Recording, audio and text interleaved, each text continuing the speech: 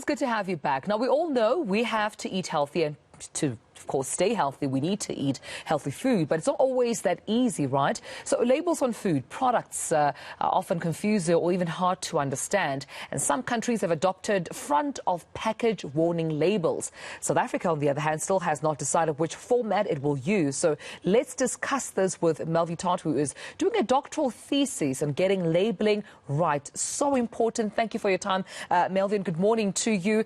I mean, I have to admit, before I act like, you know, I'm the one who picks up something and reads the back labeling, I just assume and hope and pray and also trust that the supermarket where I'm buying the food item from ensures that the food is healthy, that the food is not, just off. So that responsibility needs to be taken from my part. But how important is it, to have the right labeling on all our food items? Morning, Tamelo. Yeah, absolutely. Great question. So definitely, I think, part of our legislation is to control the information that is on food. And what we have seen is that our retailers are doing a really good job of making sure that the products that are on our shelves have the correct labeling according to our current legislation, which is R146. The only challenge that we've seen with our research is that there's some persistent barriers to consumers actually being able to use that information. For example, it's typically very small, sometimes illegible due to the contrast of the colors used. And then, of course, it also assumes that there is, in fact, labeling, where we do know that a large portion of South Africans buy food in the informal market where there isn't a label to actually deduce any information about the product. With that being said, I mean, there seems to be a role here that food labels can play in reducing non-communicable diseases. How important is that role?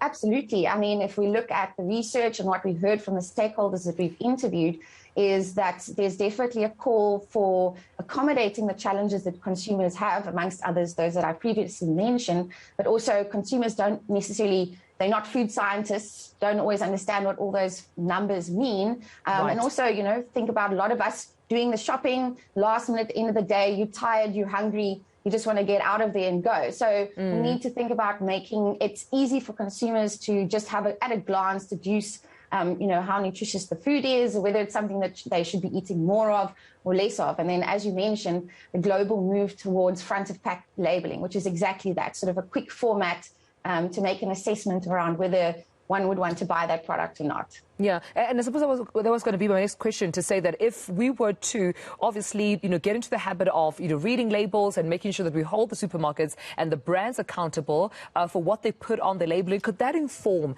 a healthier lifestyle? Could that sort of, divert consumption behavior into more of a healthier, conscious lifestyle, do you think?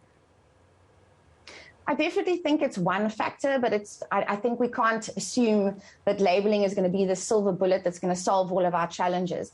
We can't be ignorant to the fact that we have vast inequality in the country, we have socioeconomic challenges, and it's not as simple as everyone actually just being able to choose the better food. We have millions of South Africans going hungry every day. So it's one part of the puzzle. We definitely can't neglect the impact that education has. And I think, specifically in terms of food manufacturers, where they have a role to play, is we need to be designing better foods from the get-go. And then for our retailers, what they decide to stock on the shelves is what's available for consumers to purchase. So I think there's multiple role players here that need to step in and work together towards a common goal, which is to get Mzansi healthier. So we need to be working together to do that. It's not just about one intervention. Absolutely. That's the most important thing, getting the country to be more healthy. Thank you so much for speaking to me about this important conversation. Melvi Todd, a PhD candidate from Stellenbosch University.